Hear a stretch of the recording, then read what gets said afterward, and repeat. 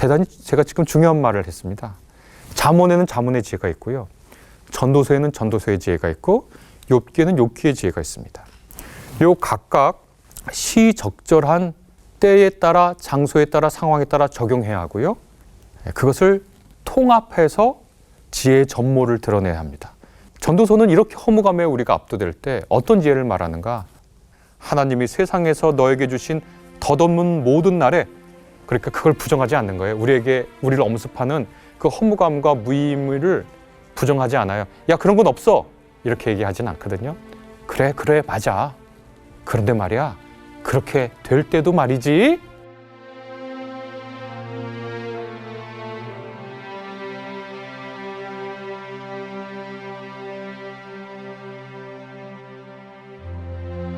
우리는 종종 허무하다는 느낌이 들 때가 있습니다.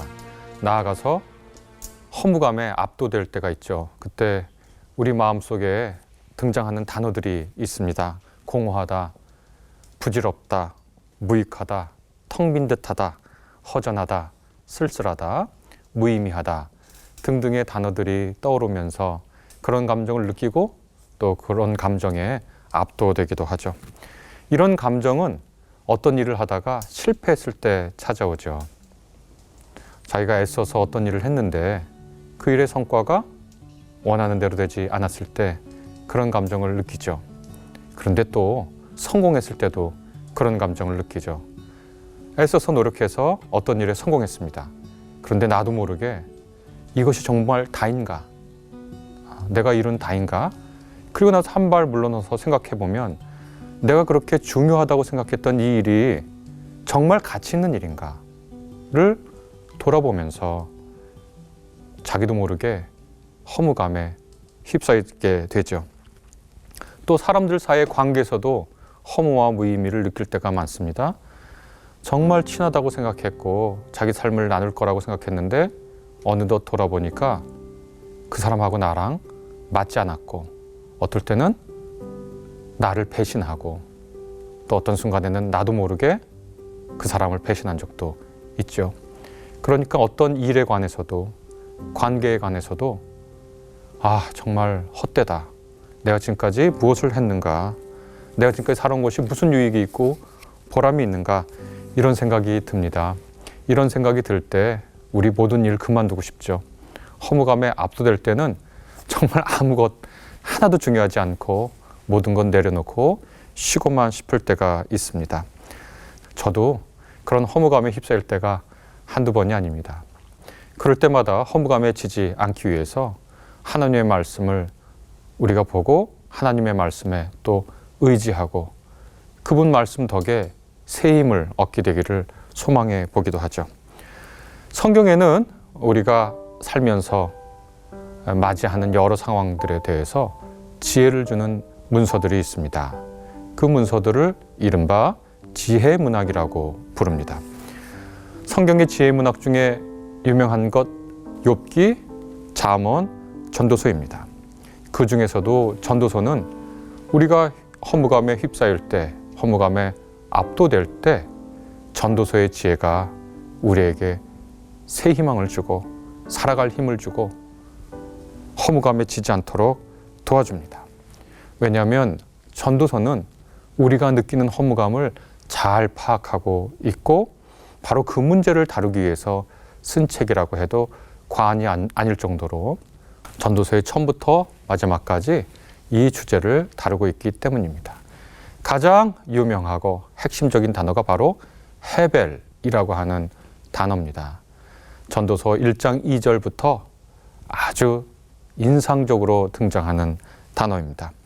헤벨이라고 하는 히브리어는 아주 그 원래 기본적인 뜻은 숨을 들이쉬고 숨을 내쉴 때를 형용하는 단어입니다. 그러니까 이 단어는 숨을 들이쉬고 숨을 내쉴 때니까 있는 듯 없고 없다고 하기엔 있고 있다게 하기에는 없는 겁니다. 이 단어를 설명하기 위해서 저는 아지랑이 비유를 종종 드는데요. 아지랑이는 있다가 방금 사라지고 또 안개 비유도 드는데 안개가 자욱해가지고 정말 아무것도 안 보이는 듯 하다가 어느 순간 안개가 싹 거쳐버리죠.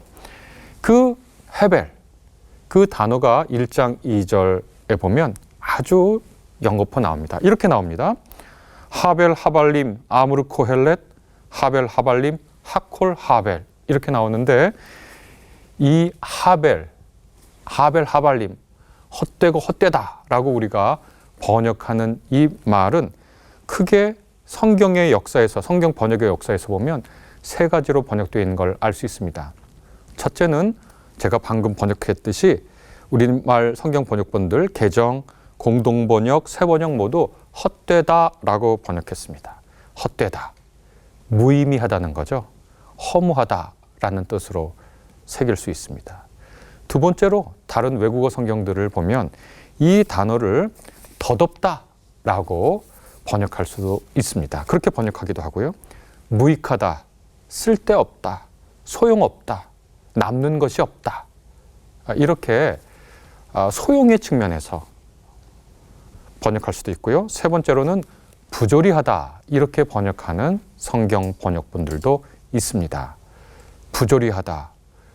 이것은 어처구니 없다. 이렇게 번역할 수 있으니까 제가 이 이야기를 준비하다가 이렇게 세 가지 번역이 있는데 모두 넣어서 한번 번역해 볼까? 이렇게 해서 이렇게 번역해 봤습니다.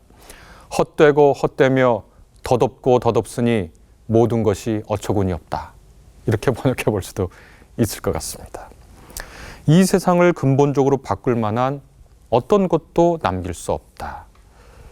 그리고 4절에서 전도서 1장 4절에서 말하듯이 한 세대는 가고 한 세대는 오지만 세상 질서는 그대로인 것 같고 우리가 생각하기에 그 무한대의 시간, 무한대의 공간 앞에서 잠깐 태어났다가 아주 작은 장소에서 꼬물꼬물 대다가 덧없이 쓰러지고 마감하는 우리의 인생을 보면 정말 찰나의 삶이고 헤벨이라고 하는 단어가 어울리는 우리의 삶이라고 할 수 있습니다. 이전에 셰익스피어가 맥베스라고 하는 작품에서 썼던 대사처럼 말입니다. 거기서 이렇게 쓰죠. 인생이란 그저 걸어다니는 그림자일 뿐. 무대 위에 머무르는 동안에는 우쭐대고 걸으며 투덜거리지만 곧바로 잊히는 가련한 배우. 바보 천치가 짓거리는 이야기와 같아 소음과 분노로 가득 차 있지만 아무런 의미도 없지. 이렇게 헤벨이라고 하는 단어를 생각할 때 이 셰익스피어의 맥베스의 한 대목이 자연스럽게 생각나는 것은 어쩌면 당연할 수도 있습니다. 전도서가 꼭 이런 분위기를 얘기하는 건 아니지만 말이죠. 코헬렛, 그러니까 전도서라고 우리가 얘기하지만 코헬렛이라고 하는 지혜로운 사람이 전해주는 이야기라는 뜻이거든요.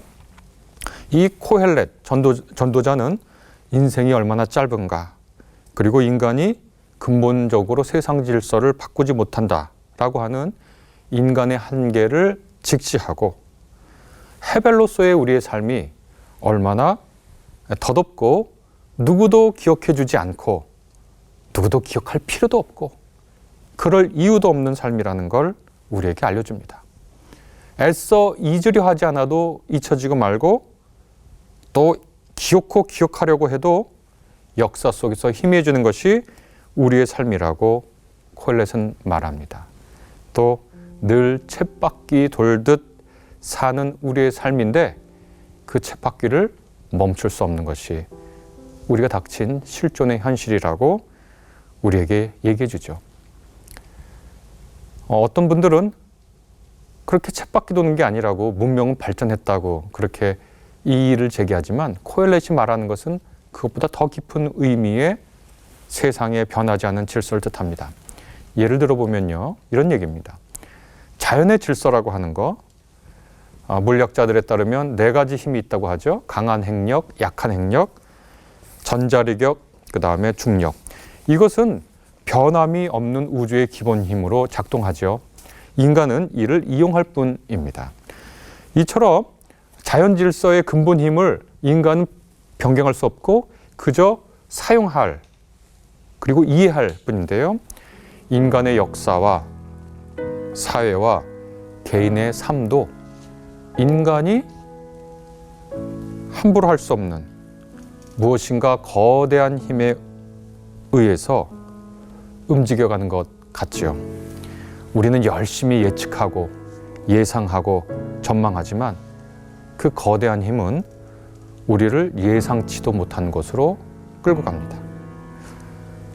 우리 신앙인들은 그런 우리 삶에 일어나는 우발성과 돌발성 이런 것을 두고 하나님이 어떤 계획을 갖고 계시지?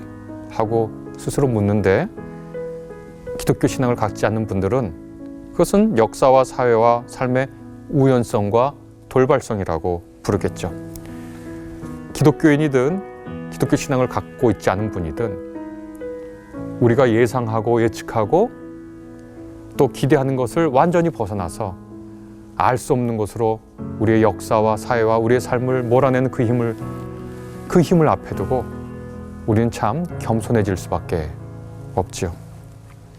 나아가 코헬렛, 곧 전도자는 마치 운명론처럼 이 세상의 모든 것이 정해진 때가 있고 이것을 누구도 바꿀 수 없다고도 말하는 듯합니다. 이런 세상 앞에 있으면 우리는 종종 묻습니다. 우리가 열심히 도덕과 윤리를 가르고 무엇인가 가치 있다고 생각해서 치열하게 추구하는 것, 그것이 우리 뜻대로 되지 않는다는 걸 알려주죠. 그저 주어진 삶의 질서에 순응하고 살라는 것처럼 말하는 듯도 들립니다. 인간의 지식과 능력의 한계, 그리고 도덕과 가치를 정하는 것의 한계, 그리고 우리의 힘의 한계를 고스란히 드러내는 이 전도서는 이와 같은 우리의 삶이 어떻게 살아야 하는지, 무엇 때문에 살아야 되는지, 왜 살아야 하는지 우리에게 질문을 유발하고 우리는 가만히 생각해 보면 이에 대해서 답하는 것이 그렇게 쉽지 않다는 걸 이내 알 수가 있습니다. 전도서 1장 13절에 보면 그러한 정서가 아주 잘 나타나 있는데요. 개역개정은 이렇게 번역합니다. 마음을 다하며 지혜를 써서 하늘 아래에서 행하는 모든 일을 연구하며 살핀즉 이는 괴로운 것이니 하나님이 인생들에게 주사 수고하게 하신 것이라 라고 번역합니다. 제가 이 개역개정에 있는 말을 히브리어 본문을 보면서 다시 한번 번역을 해봤습니다. 좀 자유롭게. 전도서가 여기서 뭘 말하고 있는 것인가? 제가 이렇게 번역해 봤습니다. 하늘 아래에서 벌어지는 온갖 일들을 지혜로이 탐구하고 찾아보려고 하였다. 그러나 이것은 고생스러운 일이고 하나님은 사람에게 이러한 것에 마음을 빼앗기게 하였다라는 겁니다. 이게 정말 이렇게 보면 빠져나갈 수 없는 미로 속에 갇힌 것 같아요. 하나님의 초월성, 영원한 듯한 만물의 견고함, 절대 바뀌지 않고 모든 것이 때가 정해져 있는 것 같고 우리의 수고는 덧없고 헛되고 부조리해 보이고요. 그에 비해 인간의 지혜는 매우 제한적인데 그런데 하나님께서는 마치 우리가 그 영원한 쳇바퀴에 들어간 것처럼 그것이 무엇인지 궁금해하는 마음을 우리에게 주셨다는 거예요. 그래서 전도서를 쓴 분 코헬렛이 원하든 원하지 않았든 이러한 세상을 보고 우리 자신의 모습을 보면 정말 말할 수 없는 허무함과 공허함, 삶의 무가치와 부조리함을 느끼죠. 이때 우린 어떻게 살아야 되나요? 이 모든 것이 합쳐져서 삶의 허무감과 부조리함과 무익함이 우리를 압도할 때 우리 어떻게 살아야 할까요? 이 문제를 전도서가 다루고 있습니다. 잠언에는 잠언의 지혜가 있고요. 전도서에는 전도서의 지혜가 있고요.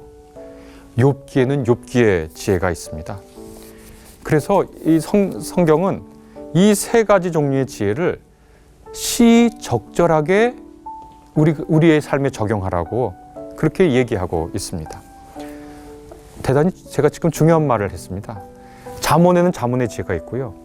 전도서에는 전도서의 지혜가 있고 욥기에는 욥기의 지혜가 있습니다. 요 각각 시적절한 때에 따라 장소에 따라 상황에 따라 적용해야 하고요.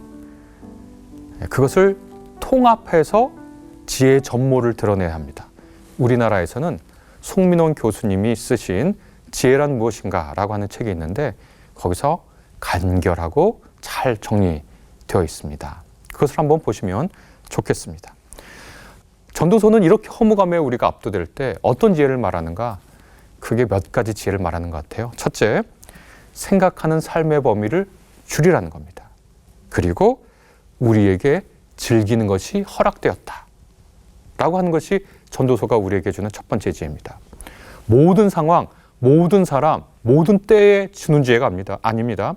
허무감이 우리를 압도할 때 주는 지혜예요. 어떤 지혜냐? 첫째, 생각하는 삶의 범위를 줄이라는 거예요.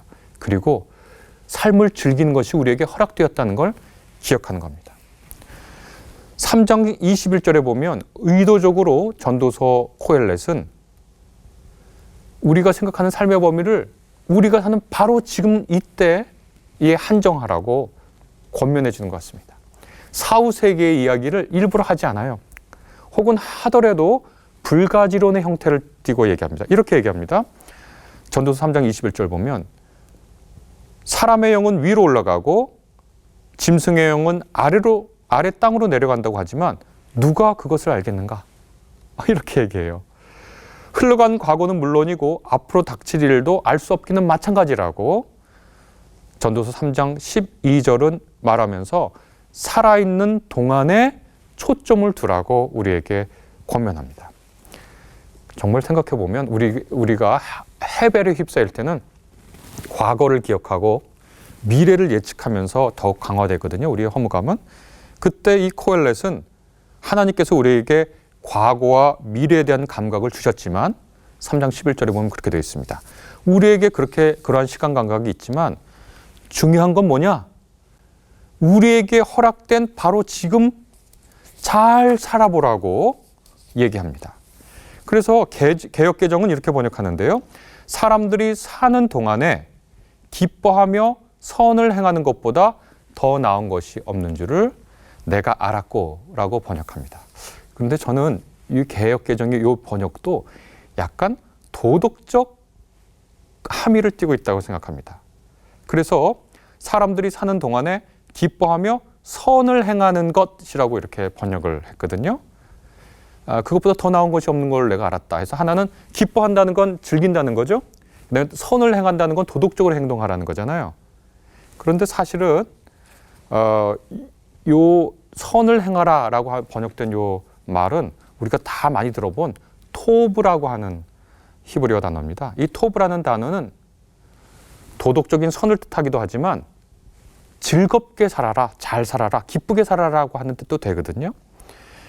3장 12절에 보면 이 토브라는 단어가 2번 쓰였는데 개역개정에서 더 나은 것이 없는 줄을 내가 알았고 할 때 더 나은 것이 토브입니다. 그리고 선을 행하는 거기서 그 선이 토브거든요. 한 문장에 같은 단어가 2번 나왔는데 둘을 다르게 번역하려면 특별한 이유가 있어야 됩니다. 그런데 특별한 이유 없거든요. 그래서 그것을 같은 뜻으로 새기면 됩니다. 우리나라의 공동 번역이 그것을 잘 번역해 놨습니다. 어떻게 번역했냐면 결국 좋은 것은 뭐냐? 살아있는 동안 잘 살며 즐기는 것밖에 없다는 것을 깨달았다. 공동 번역은 그렇게 얘기합니다. 기독교인들이 듣기에 조금 놀랄 만한 얘기죠. 그런데 전도서의 지혜는 우리에게 이렇게 얘기합니다. 생각하는 삶의 범위를 줄여라. 사는 동안만 집중해라. 둘째, 사는 동안 즐기는 것이 우리에게 허락됐는데 공동 번역에 따르면 살아있는 동안 잘 살며 즐기는 거, 그거 우리에게 허락된 것이다. 이것이 전도서가 말하는 허무감이 우리를 압도할 때 우리가 사는 지혜입니다. 전도서 5장 20절에 그것을 다시 한번 확인합니다. 새 번역은 이렇게 번역합니다. 하느님은 이처럼 사람이 행복하게 살기를 바라시니, 그 다음 말이 너무 인상적이에요. 덧없는 인생살이에 크게 마음 쓸 일 없다로 이렇게 우리를 위로합니다. 전도서의 지혜입니다. 사람이 행복하게 살기를 바라시니 덧없는 인생살이에 크게 마음 쓸 것 없다. 개정은 이것을 그는 자기의 생명의 날을 깊이 생각하지 아니하리니 이는 하나님이 그의 마음에 기뻐하는 것으로 응답하심이니라 이렇게 번역했는데요. 어떤 번역의 전통을 택하든 간에 허무감에 시달리는 사람들에게 주는 공통된 교훈은 지금 처한 삶의 처지에 너무 마음을 빼앗기고 살지 말아라 라는 겁니다. 허무감에 시달리는 것보다 우리가 누리고 있는 기쁨에 더 많은 관심을 우리가 줘봅시다. 허무감이 아니라 누릴 만한 무엇에 우리의 관심과 마음을 주어보자 라고 하는 것이 전도서의 첫 번째 지혜입니다. 두 번째 지혜는요, 하나님이 우리에게 주신 선물을 헤아리자 라는 겁니다. 하나님이 우리에게 주신 몫이 무엇인가? 하나님이 우리에게 허락하신 몫, 선물을 우리가 기쁜 마음으로 받아들이고 우리의 노력과 노동을 거기에 더해서 일상의 소소한 즐거움을 누리는 것, 이것이 두 번째 지혜입니다. 두 번째 지혜가 무엇인가? 하나님이 우리에게 주신 선물, 우리의 몫을 잘 헤아려 보자는 거예요. 그 말은 전도서 곳곳에 있는데요. 제가 오늘은 전도서 3장 13절과 5장 18절만 한번 읽어보겠습니다. 사람이 먹을 수 있고 마실 수 있고 하는 일에 만족을 누릴 수 있다면 이것이야말로 하나님이 주신 은총이다. 5장 18절은 이렇게 되어 있습니다. 그렇다. 우리의 한평생이 짧고 덧없는 것이지만 하나님이 우리에게 허락하신 것이니 세상에서 애쓰고 수고하여 얻은 것으로 먹고 마시고 즐거워하는 것이 마땅한 일이요 좋은 일임을 내가 깨달았다. 이것은 곧 사람이 받은 몫이다. 하나님이 사람에게 부와 재산을 주셔서 누리게 하시고 정해진 몫을 받게 하시니 수고함으로써 즐거워하게 하시니 이 모두가 하나님이 사람에게 주신 선물이다. 이렇게 되어 있습니다. 이 전도서 3장 13절에서 은총으로 번역된 히브리어는 마타트인데요. 이것은 선물 또는 혹은 보상을 뜻하거든요. 이 선물 혹은 보상은 몇 가지로 구성되는데 선물이고 보상이지만 우리가 노동을 함으로써 얻을 수 있는 것들이거든요. 어떤 것을 얻느냐? 자기 자신을 실현하면서요, 자기의 창의성과 생산성을 발휘하면서 경험하는 보람을 느끼는 겁니다. 허무감을 느낄 때 우리는 즐거운 노동을 기획해 볼 수 있습니다. 만약 노동에서 그런 것들을 찾기 어려우면 우리가 흔히 취미라고 부르는 걸 통해서 우리의 삶에 기쁨을 누릴 수 있습니다. 저는 이것을 자기 돌보기라고 부르거든요. 한 철학자는 이것을 자기를 향한 배려라고 부르기도 했는데요. 즐거운 노동들이 있습니다. 뭐 여러 가지 노동들인데 제가 저를 스스로 돌보는 취미를 하나 소개해드리면요. 제가 사는 곳이 서울인데 서울에서 쭉 살았는데요. 서울에서 쭉 산 분들도 서울이 어떤 역사와 문화와 자연을 갖고 있는지 잘 모르거든요. 저도 최근에야 갖게 된 취미인데 제가 사는 곳 이사를 가면 그곳의 역사와 문화와 자연을 조선시대부터 쭉 살펴보고 한 곳 한 곳 돌아보면서 제 자신을 위로합니다. 경제적 관점에서 보면 그 지역의 아파트 값이 얼마다, 그 지역은 어떤 상업지구가 있다, 그런 거지만 그 눈을 뒤로 놓고 그곳의 역사와 자연과 문화를 살피고 돌아다니잖아요. 참 서울 대단하고 흥미롭고요. 그곳을 이렇게 돌아다니면서 걷기 운동도 되지만 풍요로운 이곳을 거닐고 있다는 행복을 동시에 느낍니다. 코헬렛 곧 전도서는 노동의 기쁨과 보람 말고도 먹고 마시는 것을 반복해서 말합니다.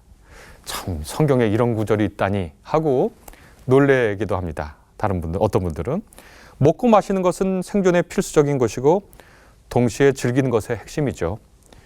그것이 소박할지언정 내게 허락된 사실에 기뻐할 수 있습니다. 저는 이 말씀을 준비하면서 문득 떠오르는 찬송가가 하나 있었습니다. 세상 모든 풍파 너를 흔들어 라고 하는 찬송가였는데요. 그 찬송가 후렴에 반복되는 구절이 있잖아요. 받은 복을 세어보아라. 허무감에 시달릴 때는 받은 복을 세어보는 겁니다. 그리고 현재에 집중해서 나를 돌보는 창조적인 노동의 행위들 하고요. 그리고 먹고 마시는 즐거움이 나한테 허락된 거구나 라고 스스로를 돌보는 거죠. 그리고 하나님께서 내게 주신 게 뭐지? 하고 하나하나 복을 세어보다 보면 그거 꽤 괜찮습니다. 저도 제가 받은 복이 뭔지 하나하나 세어보니까요. 와, 괜찮아요.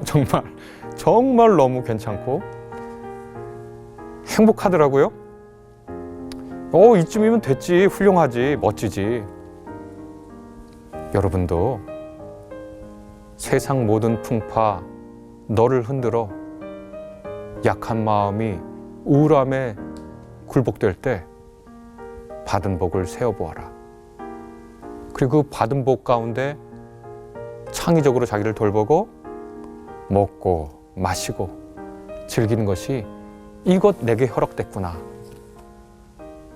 하시면 그 허무감을 극복하는 데 도움이 되는 전도서의 지혜다. 세 번째는요, 혼자보다는 둘 혹은 그 이상 이렇게 얘기할 수 있겠습니다. 허무감과 같은 헛됨과 같은 부정적인 감정이 엄습해 올 때는요, 동굴로 숨기가 쉽습니다. 자기만의 동굴로 들어가서 아무도 만나고 싶지도 않죠. 위협이 오면 우리가 보호처를 찾아가잖아요. 바깥에 위험이 오면 보호처를 찾아가는데 많은 사람들이 자기만의 동굴로 들어가요. 그런데 전도서가 알려주는 지혜는 뭐냐면 당신의 보호처로 돌아가야 하는 건 맞는데 당신의 보호처는 자기만 있는 동굴이 아니라 둘 혹은 셋이 있는 관계의 보호처로 돌아가라고 우리에게 알려줍니다. 자기만의 동굴은 동굴이 아니래요. 전도서의 지혜에 따르면. 그래서 4장 9절부터 보면 이렇게 되어 있습니다. 혼자보다는 둘이 낫다. 두 사람이 함께 일할 때 더 좋은 결과를 얻을 수 있기 때문이다. 10절에 보면 그 가운데 하나가 넘어지면 다른 한 사람이 자기의 동물을 일으켜 줄 수 있다. 그러다가 혼자 가다가 넘어지면 딱하게도 일으켜 줄 사람이 없다. 또 둘이 누우면 따뜻하지만 혼자라면 어찌 따뜻하겠는가? 혼자 싸우면 지지만 둘이 힘을 합하면 적에게 맞설 수 있다. 세 겹줄은 쉽게 끊어지지 않는다. 아마 여러분들은 못 들어보셨겠지만 제가 혼인 주례할 때 이 전도서 본문을 혼인 설교의 본문으로 썼습니다. 혼자 가다가 넘어지면 딱하게도 일으켜 줄 사람이 없죠. 옆에 있는 내가 의지할 수 있는 그 사람이 보호처고 여러분의 동굴입니다. 혼자 누우면 춥죠? 둘이 누우면 따뜻합니다. 9장 7절부터 이어지는 우리가 어려울 때 돌아가는 동굴이 있습니다. 거기 이렇게 되어 있습니다. 지금은 하나님이 내가 하는 일을 좋게 보아주시니 너는 가서 즐거이 음식을 먹고 기쁜 마음으로 포도주를 마셔라. 너는 언제나 옷을 깨끗하게 입고 머리에는 기름을 발라라. 머릿속에 막 떠올리지 않으세요? 허웅허웅 우리를 엄습할 때 기분 좋게 기분 좋게 가서 창의적인 나를 돌보는 일을 하고 그것이 직장에서 안 되면 제가 아까 말한 그런 여러 이른바 취미라는 걸 행하고 그다음에 가서 즐거이 음식을 먹고 기쁜 마음으로 포도주를 마셔라. 옷을 일부러 깨끗하게 입고 머리에는 기름을 발라라. 그 다음에 9절을 우리 같이 외우는 거예요. 너의 헛된 모든 날 하나님이 세상에서 너에게 주신 덧없는 모든 날에 그러니까 그걸 부정하지 않는 거예요. 우리를 엄습하는 그 허무감과 무의미를 부정하지 않아요. 야 그런 건 없어 이렇게 얘기하진 않거든요. 그래 맞아. 그거 너의 느끼는 그 감정 네가 생각하는 그거 틀린 건 아니야. 그런데 말이야 그렇게 될 때도 말이지 하고 말씀해 주시는 거잖아요. 그 다음에 어떻게 얘기하냐. 덧없는 모든 날에 너는 너의 사랑하는 아내와 더불어 즐거움을 누려라. 여기 아내 괄호 속에 다른 사람들을 넣을 수 있죠. 남편 넣을 수도 있고 친구 넣을 수도 있고 등등 여러 넣을 수 있죠. 이름을 구체적으로 넣을 수도 있죠. 너는 너의 사랑하는 누군가와 더불어 즐거움을 누려라. 그러니까 혼자 가서 먹지 말고 그것은 내가 사는 동안에 세상에서 애순속으로 받은 몫이다. 하나님이 너에게 주신 복이다. 가끔 인용하는 서영의 속담이 있습니다. 제가 박사학위 증서보다 친구의 이름이 적힌 주소록이 더 가치 있다. 그렇죠. 가끔은 제가 갖고 있는 학위 증명서보다 내가 넘어졌을 때 나를 일으켜주는 친구의 손이, 그 친구의 주소록이 더 가치 있죠. 실증하는 것을 목표로 하는 학자들이 있잖아요. 우리나라 외국에 다. 한 경제학자가 아주 최악의 인간관계에서 그 인간관계가 극적으로 아주 좋은 인간관계로 바뀌었을 때 도대체 돈으로 환산하면 얼마어치의 가격으로 환산할 수 있을까를 연구한 논문이 있습니다. 2007년에 나온 논문인데요. 이게 그냥 사람이나 쓴 것이 아니라 이분이 2007년에 이 논문 쓰고 나중에 아주 훌륭한 학문적 업적을 이루어가지고 아주 좋은 유명한 대학의 교수로 지금 가 계시더라고요. 나타부드 포드 타비라고 하는 분인데, 연구 결과에 따르면 한 사람의 관계질이 아주 안 좋다가 그것이 회복되었을 때 2007년 기준으로 8만 5천 파운드에 달하는 경제적 이익을 얻는 거랑 같은 정도의 행복감을 준대요. 별 연구를 다 하죠. 8만 5천 파운드면요, 오늘날 우리나라 돈으로 환산하면 1억 3천만 원입니다. 너무 대단하죠. 저는 전도서와 위의 논문을 함께 읽으면서 제 주변에 친구, 친척, 동료 떠올려 봤습니다. 그들이 없다면 나는 무엇이었을까? 또 제 아내와 제 두 자식을 떠올려 봤습니다. 저도 모르게 웃음이 배어나왔습니다. 그들이 없는 부유한 삶과 그들이 내 옆에 있는 지금의 나를 두고 하나를 선택하라면 저는 주저없이 후자를 선택할 겁니다. 제 인생이라고 하는 것, 비록 보잘것없지만 그들과 더불어 살아온 삶이죠. 리처드 이스털린이라고 하는 유명한 경제학자가 있죠. 이스털린의 역설이라는 말로, 그런 개념으로 유명한 분인데, 이분은 경제학자답게 인간에게 행복을 주는 세 요소를 분석하는데요. 하나는 정말 돈이고, 다른 하나는 가족이고, 다른 하나는 건강이래요. 이분이 이제 연구를 했는데. 근데 이분의 이스털린의 역설은 돈을 어느 정도 벌면 행복감이 지속 올라가지만 그 이상, 어느 소득 이상으로는 행복감이 거기에 따라 올라가지 않는다는 거예요. 그러면 행복해지려면 어떻게 되냐? 이분은 경제학자니까 철저하게 경제학자처럼 시간이라는 자원이 한정되어 있는데, 그렇다면 행복감을 극대화하기 위해서는 돈을 버는데 더 많은 시간을 쓸 것이 아니라, 자원을 쓸 것이 아니라, 시간 자원을 쓸 것이 아니라 건강과 관계에, 가족에 좀 더 시간 자원을 쓰라는 것이 그분의 이야기입니다. 혼자보다는 둘이 낫다. 사랑으로 나와 그들은 함께 엮인 그물로서 우리가 살아가죠. 욥기의 지혜가 있습니다. 잠언의 지혜가 있습니다. 그런데 전도서의 지혜도 있습니다. 허무감이 찾아오고 짙어지고 그것이 나를 엄습하고 내가 거기서 빠져나갈 수 없을 것 같이 보일 때 전도서의 지혜로 우리가 돌아갑니다. 이렇게 하나님의 말씀은 허무감에 지지 않는 지혜를 우리에게 알려줍니다.